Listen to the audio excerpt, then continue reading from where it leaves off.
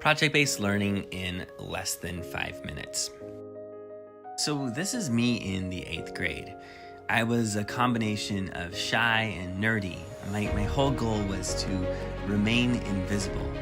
I had one friend, this kid named Matt. We were two nerds in a pod. And fortunately for me, he had perfect attendance until one day he didn't. He was sick, and it wasn't a big deal, but I stood in the cafeteria looking out at the sea of students, hoping someone would invite me over. But it didn't happen. I hid in the boys' restroom for the next 24 minutes, but it had worked. I was invisible. But not to Mrs. Smoot or Mr. Darrow. They knew me. They knew I cared about social justice and baseball and history, and so they invited me to do a History Day project.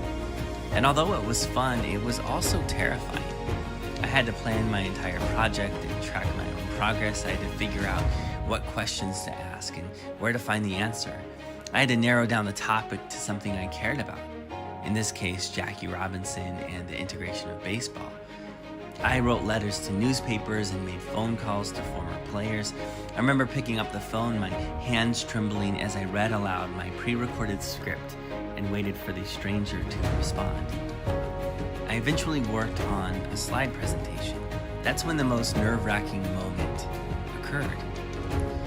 I sat in a radio studio and I heard the script that I had just recorded, and I hated it. I'm not doing it, I said. But Mrs. Smoot looked me in the eyes and said, when you hide your voice, you rob the world of your creativity. And so I continued. I went ahead and I shared it with my class. And then I entered the district competition and the state competition and eventually went to Washington, D.C. And although I didn't realize it at the time, Mrs. Smoot was why I became an educator. This project helped me grow into a creative thinker and problem solver. And that experience is why I ultimately embraced project-based learning as a teacher. Now, I want to point something out. Project-based learning is different from simply a traditional classroom project. Project-based learning involves learning through projects rather than doing culminating projects. It involves student choice in design instead of just following a set of instructions. It includes student inquiry rather than pre-planned questions. It includes peer and self-assessment rather than only relying on teacher assessment. And it includes student ownership of the process rather than just teacher ownership of the process. The Buck Institute identifies the following 7 project design elements. Number 1, challenging problem or question. It has to start with something that truly engages students to solve a problem.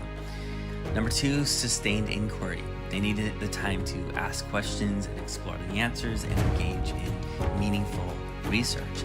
Number 3, authentic. It has to feel real to the students and tie into an actual context. Number 4, student voice and choice. They need to be the ones designing the entire project the entire time. Number 5, reflection. There needs to be frequent reflection along with a final reflection at the end. Number 6, critique and revision. Students need to engage in peer critique and constant iterative revision.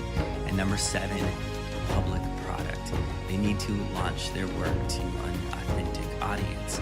Now note that project-based learning can work in tandem with other pedagogical models such as inquiry-based learning, design thinking, and problem-based learning.